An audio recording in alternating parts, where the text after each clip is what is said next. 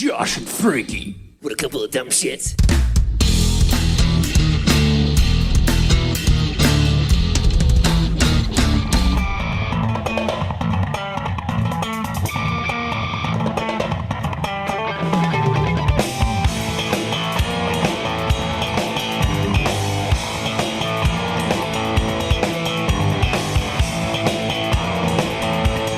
Hello, Primates! You found Primus Tracks. Congratulations! There are many places to find Primus Tracks. This is probably the best place, and that's the podcast. But you can also find us at Primus Tracks on Instagram and Threads.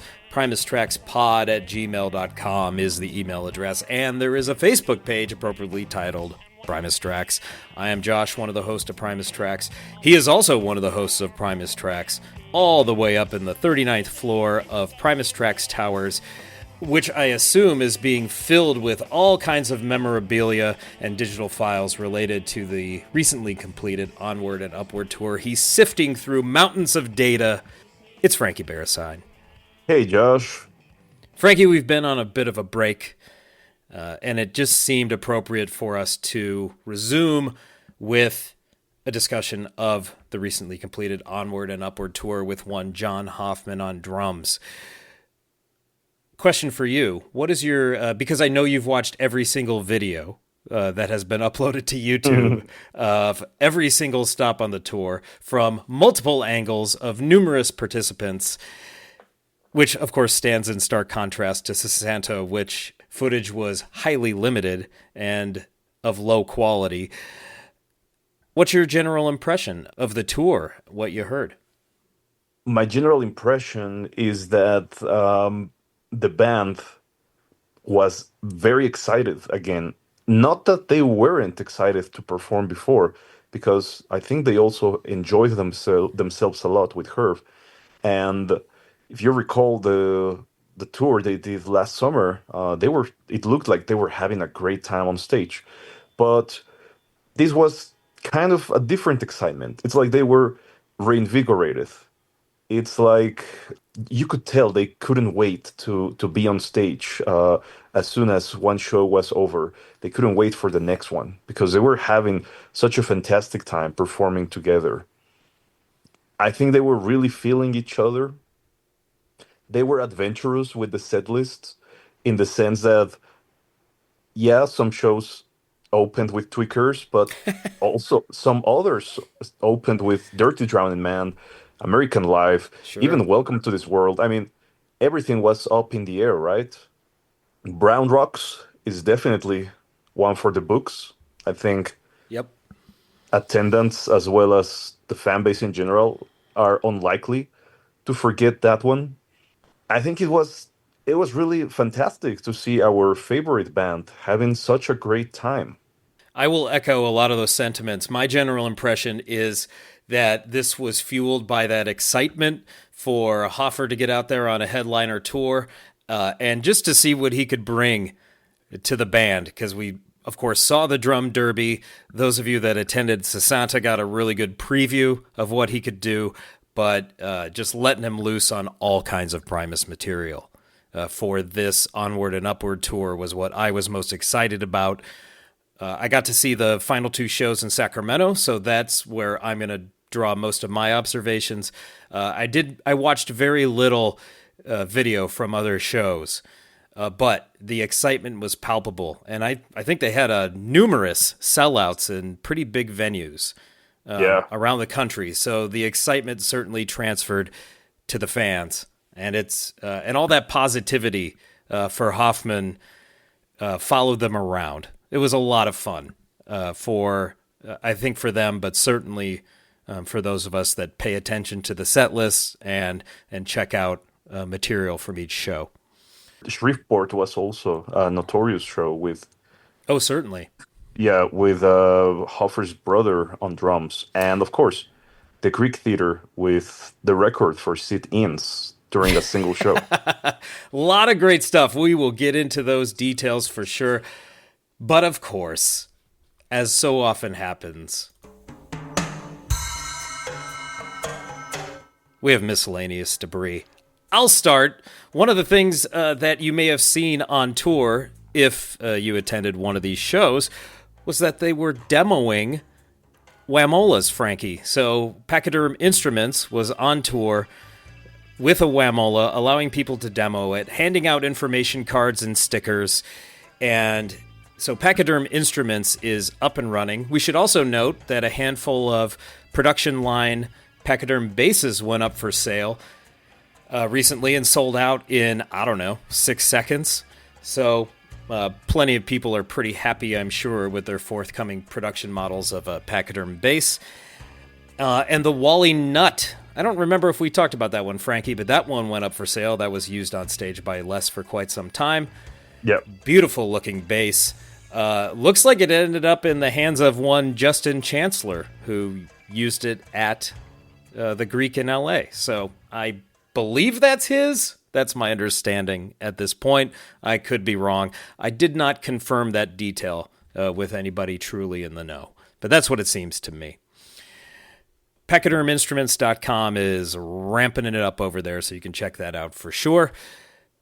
And you've got something, Frankie. Bastard Jazz is playing Japan. 3 dates have been announced so far. There's a festival. There are 2 dates at the Blue Note in Tokyo. We gotta wait and see if more dates are added. Perhaps they'll hit more cities. The lineup is Les Claypool, Mike Dillon, Skerrick, and Stanton Moore. This is very exciting, I think, because Les have not set foot on Japan since that festival in 2004. So it's been over 20 years. Yeah, which wrapped up. You may see it as part of hallucinogenetics, or you might see it as a bonus, but it did bookend that era of Primus, and Les had not been there since. We know that Sausage was supposed to hit Japan, and it never happened. Oh, yeah. We know that Sean has also voiced his enthusiasm for playing Japan with the Delirium, but Bastard Jazz is the project that will bring Les back to that incredible country. Now, attendants, I think, are going to be extremely fortunate. Well, they're going to get all improvised sets, right? Yeah. Yeah. And who knows what glories await them. I'm curious about the choice. I guess another piece of miscellaneous debris. At the very end of the last Sacramento show, Les did mention that there will be a New Year's Eve of some sort, which we assume involves Primus. But this represents the only confirmed live dates between now and then. So sounds like it might be a break from the studio to take that opportunity to go to Japan, play some improvised Bastard Jazz shows. Just show up and improvise, have fun, and enjoy Japan, and then get back to the grind, perhaps. As soon as those dates became visible, I messaged Hisaki Yasuda, and I'm hoping he'll attend one of those shows because it will be the perfect opportunity to meet Les in person. For listeners wondering who Hisaki is, he's the artist behind the artwork for the South of Reality album. And he's very enthusiastic about Primus and Les Claypool. So it will be cool if they meet in person. I hope that for all parties involved. And mostly you, so you can enjoy that photo. Yes. Do it for Frankie, guys. Well, let's talk about Onward and Upward. This tour was the first headliner with John Hoffman, after what I've been terming a soft start with Sasanta 2.0. And so they went from 7 or 8 tunes a night to double that and a highly expanded songbook. And so that was an excellent use of the Sasanta time, in my point of view, which was really lay down those staple numbers, get those nice and tight, and then use sound checks and off days to dial in the rest of that material. That's seemingly what they did because they came out swinging on Onward and Upward. One of my favorite things, Frankie, numbers. 25 shows in 35 days through 24 cities. 2 different openers, Ty Segall on one stretch, Mono Neon on another. We also were treated to 3 evenings with, of which I saw 2, We had 8 different guest performers throughout the tour, Frankie. We had Ty Segall on Pachyderm quite a bit and NIB in Los Angeles. We had Mono Neon on Pachyderm a bunch as well. That seems to be the common sit-in as a closer for opening acts. Our friend Puddles was on NIB in New Orleans shortly after the passing of Ozzy Osbourne. As you mentioned, Hoffer's brother Eddie, or Machete Eddie, played drums with him on Too Many Puppies in Shreveport. And that was a funny one because they somewhat obscured that second drum set behind other gear. So some people saw it, some people didn't, so it was probably a surprise. And then at LA in the Greek, it was Guestapalooza with Bill Burr on drums for Too Many Puppies, along with Hoffer. Matt Stone on drums for Thalo and Ginjit. Danny Carey came out for My Name is Mud, as well as Justin Chancellor on bass during Puppies on that new Pachyderm bass. 47 different songs performed, Frankie. I got a number for you. Give me a number. Bob was only performed once during the tour. I was going to talk about some of those rare ones for sure. Our most common tracks performed, you'll never guess, by the way. Mud. Yep, Welcome to This World Into Mud was the most common track on the tour, 22 out of 25 shows. Bob's Party Time Lounge was the second most common at 19 performances. Jerry was a race car driver at 18. And somewhat surprisingly, although if you were keeping track of set lists, this wouldn't surprise you, the fourth most common track performed was Dirty Drowning Man, which is Hoffer's favorite Primus song, 17 out of 25 shows. But we did get some rarities as far as the tour was concerned. Tracks that were only performed once include Bob, Pudding Time, Mr. Crinkle, and 11. And those last two, Frankie, Crinkle and 11, were both performed one time only on the last night of the tour. So they emptied the bucket for sure. We also had Mrs. Blayleen, Hamburger Train, NIB, The Seven, Winona's Big Brown Beaver, and Thayalahun Ginjit with 2 performances apiece. Antipop, Follow the Fool, Frizzle Fry, Seas of Cheese, and To Defy the Laws of Tradition at 3 apiece. So those were your most rare tracks on the tour. Quite a variety throughout the tour, 47 different tunes. It sounds like Resting Bones was somewhere in the middle, right? Not a rarity, but not performed at every stop either. Bones, 16 out of 25 shows, 64%. Pretty good clip. Right up there with Little Lord Fentanyl, which got 14 out of 25 shows. Who thought we would ever be at an era where Resting Bones and Bob's Party Time would be in frequent rotation during the set list? Yes, it's 1997 all over again, and I couldn't be happier. At Visuals. least for Bob's Party Time Lounge, for sure, yeah. Visuals, they changed it up a little bit for this tour by having footage of the actual band performing in real time on the screen. Correct me if I'm wrong, we have never seen that before. Definitely not on the regular and not on a Primus tour that I can recall. So that was a major change, was to have the men of the band projected onto the video board with those static cameras. That was huge, and I was surprised they did that because they seem to like to be in the dark, as we know, as far as stage lighting goes, and they generally were when they were on, shown on camera. I would say Hoffer was the exception there. You could see Hoffer quite clearly, and I think part of that was due to him being so close to the video board because that light being thrown out was illuminating him. So Hoffer was pretty clear. Les and Larry a little more backlit and therefore shrouded. Probably just the way they like it, I imagine. So they didn't give up too much, but they allowed themselves to be shown on the video board.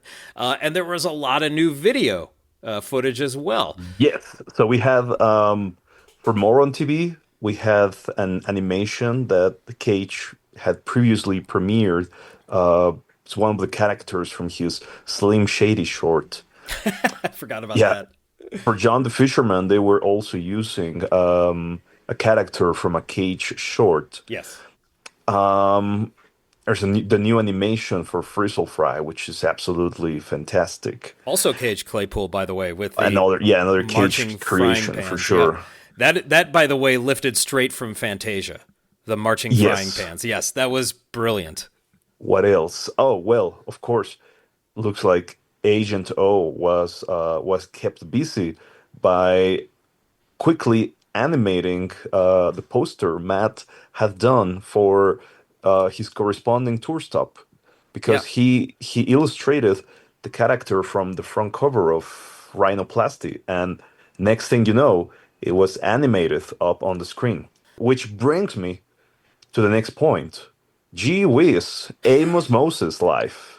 I was going We to gotta talk about Amos. Yeah, we gotta clear up some confusion, because some people were under the impression that it had been performed in 2017. It had not. That was just a tease. That was just Les teasing the vocals. But ah, this tour was the very first time they did Amos Moses fully live on stage, and judging by all the recordings I watched, it was absolutely brilliant. definitely. Very much enjoyed it in Sacramento. Of course, got a guest turn from Kehoe on that one, who I failed to mention in Thin my Kehoe. yes, who I failed to mention in my list of guest performers. So I apologize to Kehoe, the greatest. Had a good time with Amos Moses. Yeah, that one was first performed at the Salt Shed, which was the fifth show on the tour, and then it remained pretty regular for a while throughout the rest of it. Um, Other animation, Frankie, yes. we have to mention our pal Zoltron, who contributed a whole Oh lot of new yes. stuff to the video board. He animated some of his old posters and they looked really fantastic. Yes, so I those were particularly added. Yeah, particularly loved the breakfast one for Groundhog's Day. that goes way back to a poster Yeah, he did for a Toronto show yeah. a number of years ago with the Zoltron breakfast cereal or what have you. Yeah, and all that the cheese in the glass and that sort of thing. Along with those new animations and new pieces of public domain film and the footage of the band, there were also these fractalized geometric overlays and all kinds of shattering of the images that also worked in concert with the lights. So the whole presentation was really ramped up to a height that we really haven't seen before, and it was very cohesive. And so I do want to, of course, extend my thanks and congratulations to the crew for putting on one hell of a light and video show. We can share that Jason McHugh subbed in for Agent O on the tour as far as running the video board, but Agent O from a remote location was able to help out with the prep and putting everything in order. For sure. So They also incorporated the 1000 watts a smile from the drum yes, derby into Bob's Party Time. yes. So that was And flying around. That was a McHugh contribution, I believe. in terms of visuals, it's also worth highlighting that they incorporate into the show the Grateful Dead review of Primus show. Oh yeah, we should talk about the additional footage. So there was a Yes. gal on a Oh, Grateful Dead podcast who was asked, "What's the worst show you've ever been to?" Those of you who attended many of the shows saw this footage. It also made the rounds on socials. She said the worst show she ever saw was Primus. She gave her litany of complaints. I believe the band and crew thought that was so funny they decided to throw it up on the screen. And so that was played pretty regularly at the shows. Pretty funny for me to see a massive Grateful Dead fan calling another band disjointed and not listening to each other. The irony. So that was really fun. And then on the last 3 or 4 dates of the tour, Frankie, they also played another piece of media that had heretofore been unavailable to the masses, which looked to be footage from the somewhat upcoming doc. mythical at this point documentary.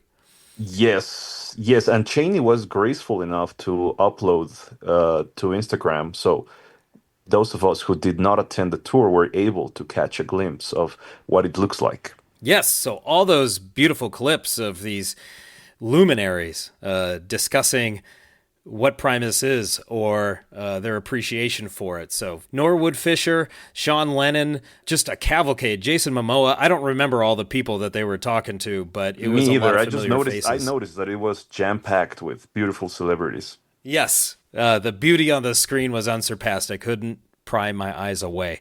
Not that I wanted to. I would say, though, that the most interesting inclusion was Les's father. Len Claypool was Yeah. on screen talking about it. And of course, he was there since the beginning, supporting Les financially and many other ways, I'm sure, as well. But very cool to see him on screen. Popeye was played in the intermission for the evening with shows. Oh, Popeye, yes. They brought back the Popeye cartoons. There were three or four of those black and white shorts. Absolutely. In many aspects, yeah, they were kind of old school mode, right? Yeah, the Popeye, I believe, was part of the evening with in the Return of Jay Lane, because I remember seeing some Popeye cartoons at that point during the intermission. So they had to fill it somehow. It was a nice thing to bring back because they're entertaining. I have since you were there, and I I imagine you was were, there. and I imagine you were paying attention to what Hoff was doing. Perhaps you might be able to answer a question that has been doing the rounds in my mind. Yeah. If not, I mean, I hope we'll eventually have the chance to ask Hoff himself. But I'm extremely curious. What songs does Hoff use the Frissel Fry frying pans on? Yeah, we should talk about his kit because it expanded greatly throughout the tour as they added more songs to the set list. So credit to Ron Whaley, his tech, for getting that all put together in a way that Hoff could use it well. What does he use them for? Like what song does he play the frying pans on? I recall Jaski using it on tracks like Eternal Consumption Engine and possibly Hoenn, because there's a lot of interesting sounds from the drums on Hoenn for the Man. So that Yes, would be my guess yes. is Hoenn. In particular, the chimes that Hoff used, of course, were for Follow the Fool that Herb had, so those were in addition as well. And of course, those octobans were very useful when Hoff played 11. So all those things were getting use.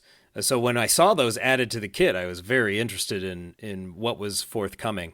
Oh, I think It's hard to I think distinguish a frying pan, I think, Frankie, in the middle of a live show.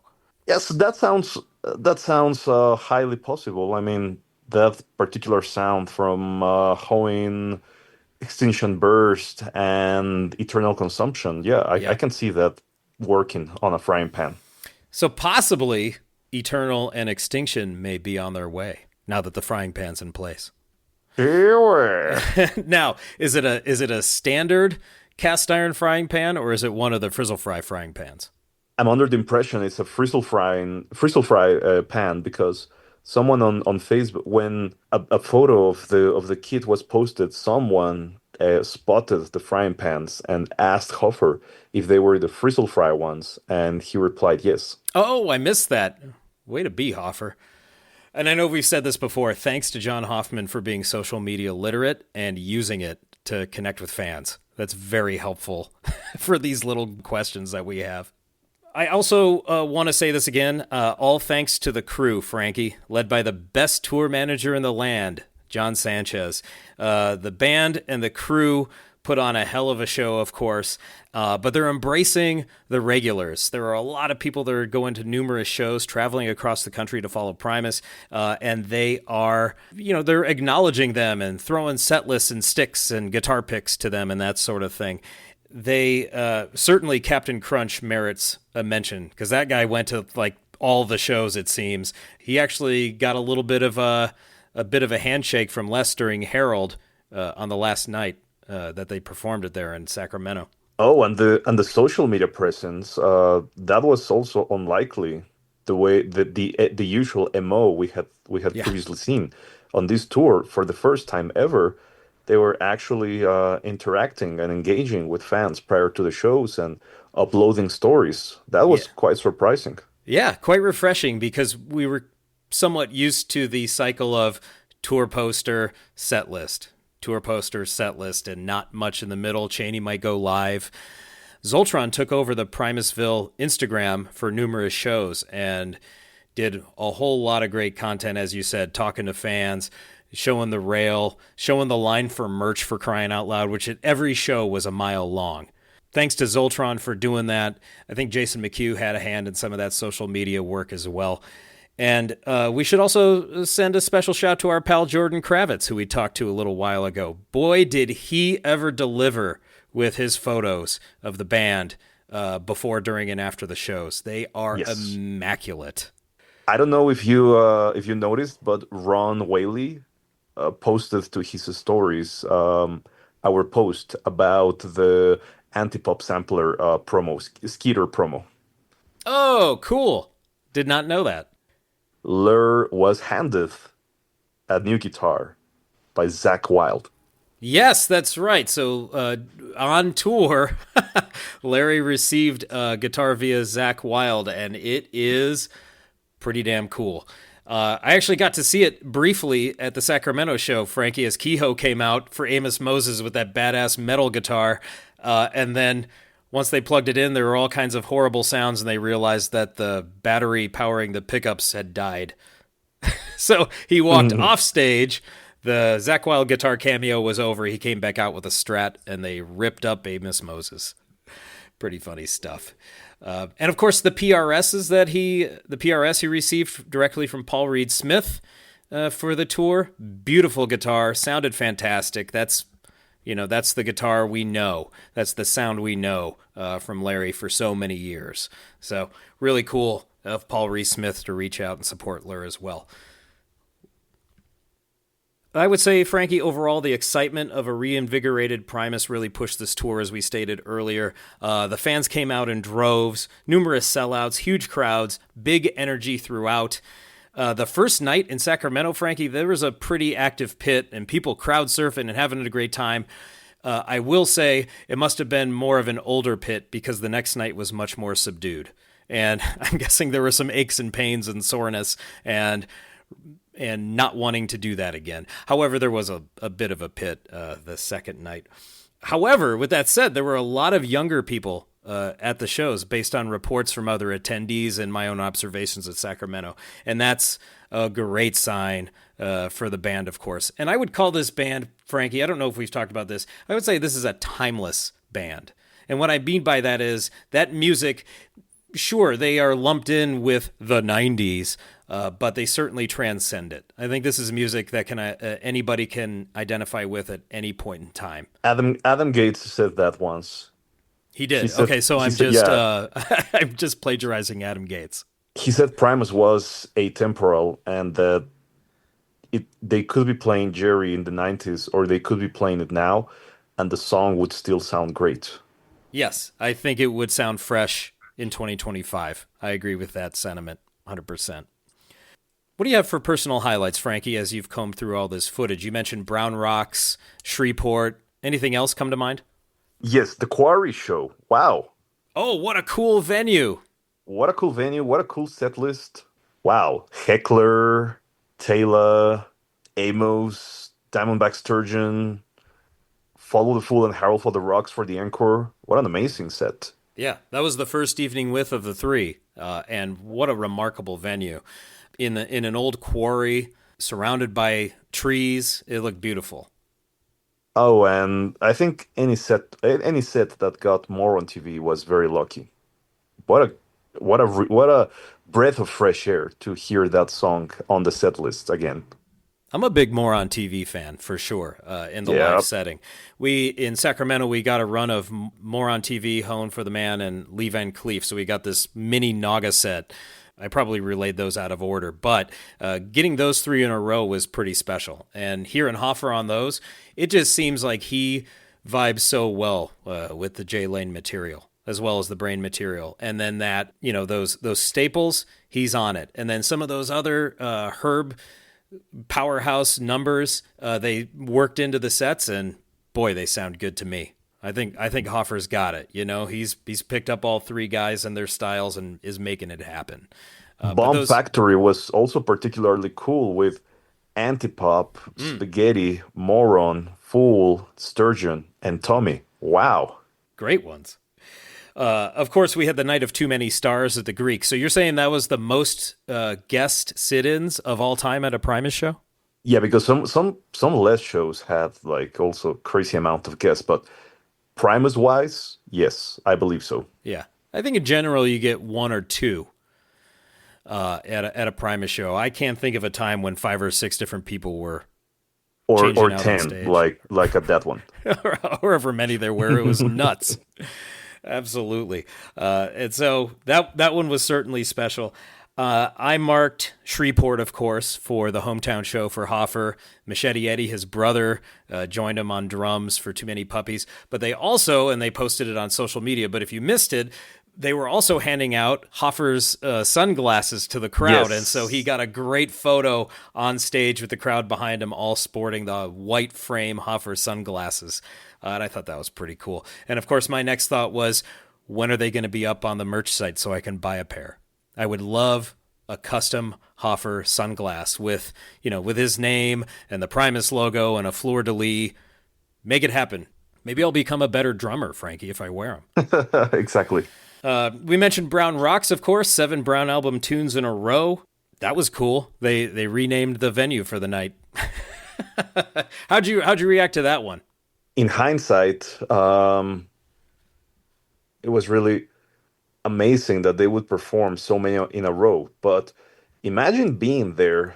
I mean, you get one, then you get two, but then it's three, and then it's four.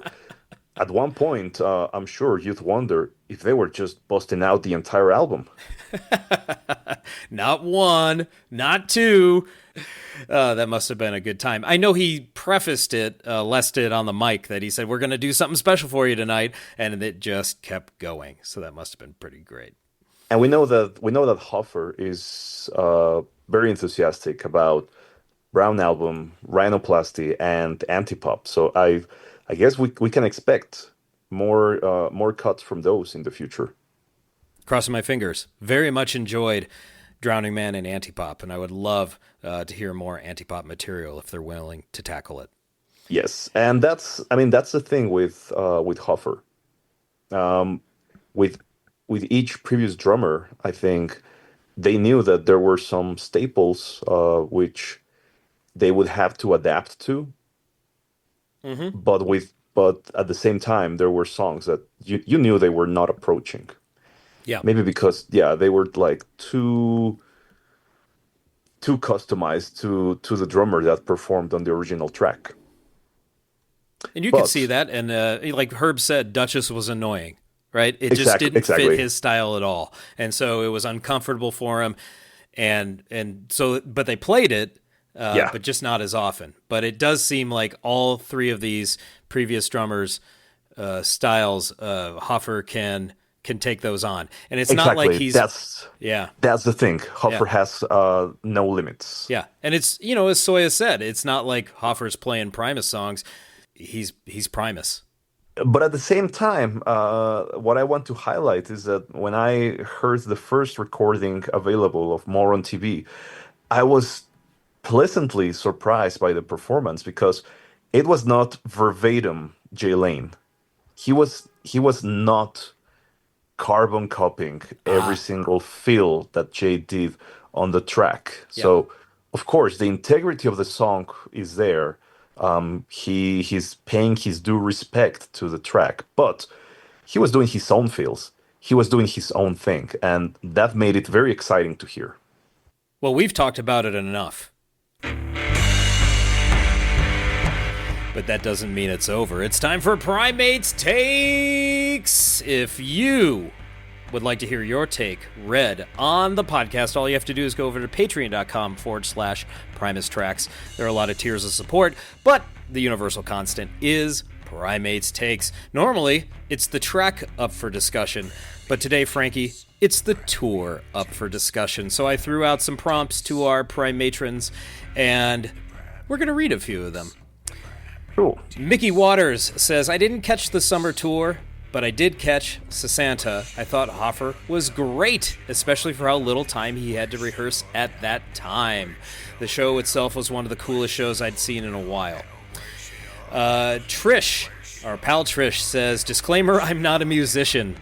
At the Sacramento shows, I stared for quite a long time at Hoff's elaborate drum kit that gave Howl's Moving Castle a run for its money. I got even more excited when Ron came out to do some tuning and start to whack what looked like and sounded like a Paliseed shaker. Being able to insert his own whimsy while still meeting the approval of the original music makers is such a testament to Hoff's dedication to this work. Statuco sent me a photo of Sacramento, and Trish was the dainty bride for the night. She was, yes. I ran into them at the end of the show, and their costumes were off the chain. They looked awesome. And I think they got some recognition for it there on the rail. Cam Covington says, I went to the Wilmington show with my girlfriend, even though there was a rainstorm delay. It was fantastic. It's like Hoff has always been there. He's so natural, yet still original, and they absolutely seem reinvigorated. Nice. Cam also adds a brown tour with the fingers crossed emoji. Yeah, I mean, there was a missed opportunity to play Renegade There's always an opportunity for because Renegade. because we did have a Renegade poster, if you recall. Gosh, the Thousand Styles poster that was themed on Chastising of Renegade was Exactly. killer. And I had to institute myself a rule, Frankie, after breaking it many years ago, which was no more posters for shows you haven't attended. And that one, I was so close. It's so great. Anthony Del Preet says, Hoffer destroyed this tour. I went to the Lafayette show. My friend said Hoffer is his new favorite drummer. It's almost like he was always there in some weird way. That's how well he completes this band. Ready to lose your job, Frankie?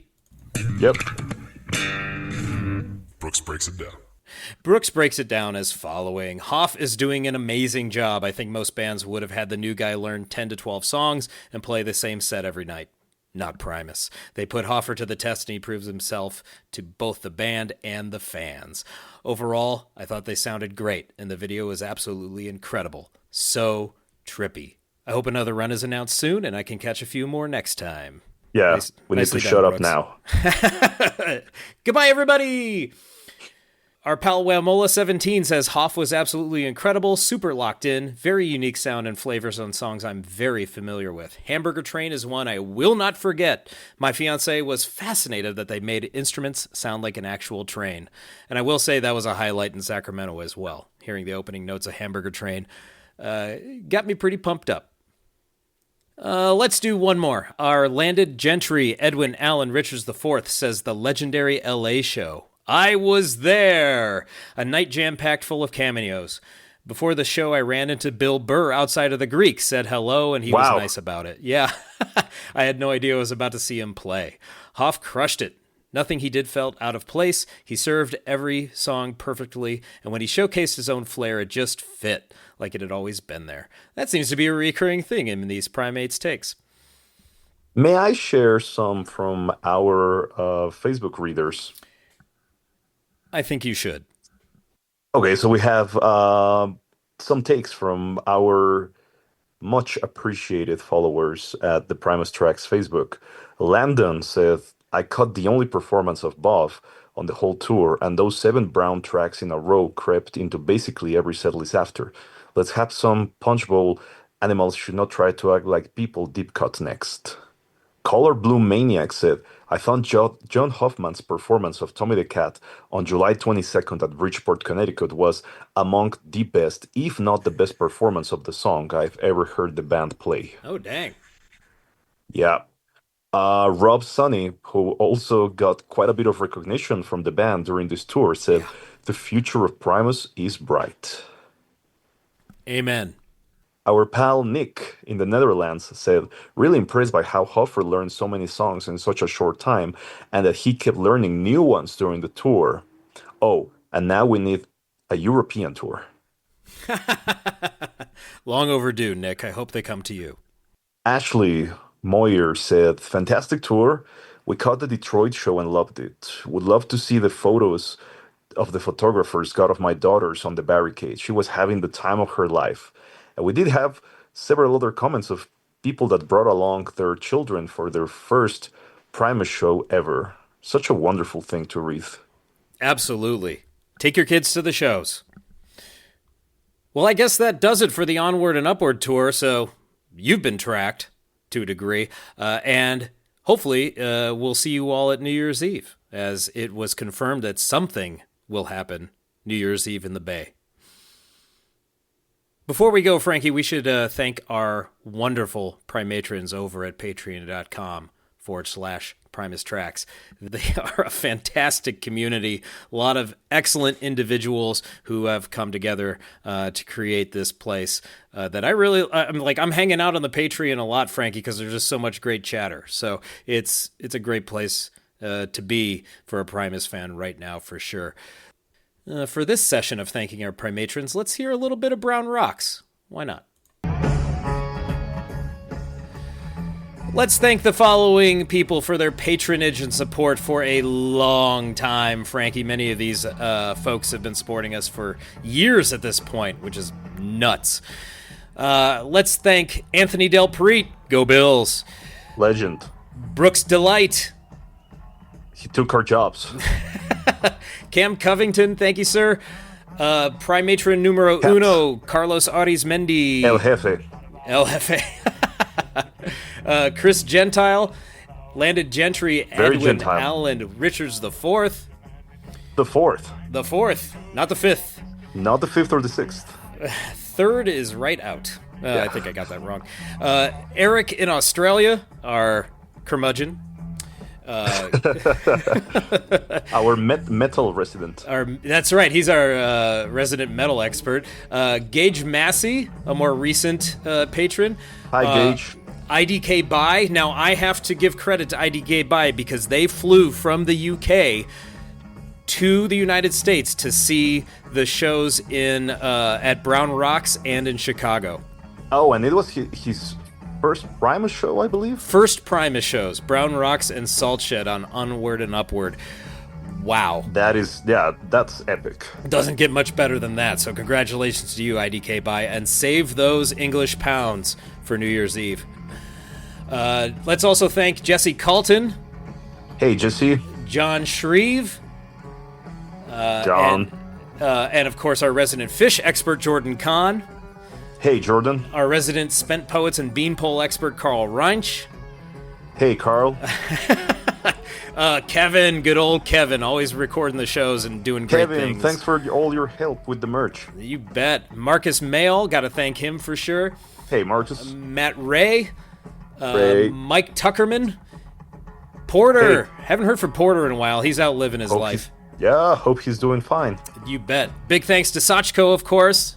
Sachiko. Man, Sachko's great. Always active on the Patreon there. You couldn't see because we don't have video, but as soon as you said Sachiko, I had the peace sign up in the air.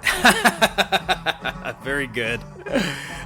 Sarah Markham. Haven't heard from Sarah in a while. Simon in Australia.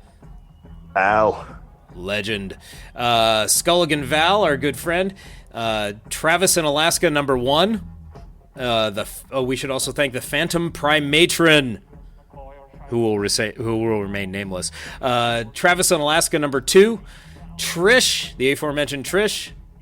She's a star. Trish. You bet. Yeah. Wamola17, Zach M, Adrian Porter, Brian Bergy, Brittany Ray, Bryce Sherrill, who is a hell of a bassist, I'm to understand. I need to check out his stuff. Johnny Perona, Jordan Kravitz, Frankie. What? Jordan is a patron now? He joined up, said he wanted to support us. I said, what the hell are you doing here, man? That's insane. Right? Thank you, Jordan. Lance Halterman, Matt Crakeley, Steven Stang. Man, some of you, like Steven's been supporting us for 3 years now. Gee whiz, man. Thank you. Thank you so much. Audrey Myers, the back of the envelope filter. That's somebody who's been supporting us for a while and changed to a very clever name. Bradford Gatesington, a more recent entrant into the Patreon. Very regal name, by the way. Cheesy Bloke, one of our newest patrons. Our good friend Gene Meyer. Harry. Joe T. Johanny Coho. Mickey Waters. Mike Chillian. Nick in the Netherlands. Ryan Rashawn. couple more on the next. It goes over to a friggin' second page, Frankie, because there's so many. Wow. Stephanie Wolfgang King, Joseph Pebbler, Robbie McCory, and Tom Dastic. Thank you all so much for your patronage. Holy crow. Yeah, wow. It just keeps getting better and better. Unbelievable. Yes, thank you all so much. Patreon.com/Primus Tracks, all kinds of goofball crap going on over there. Indulge yourself. Burn your money, as I like to say. So that does it for us. Onward and Upward has been tracked. We've got a couple more inter-album interviews before moving on in our chronology to the next Les Claypool album of Fungi and Foe. Whew. Looking forward to New Year's Eve, Frankie. Hopefully I see you there. Fingers crossed. Buena suerte. Later days. William Ace.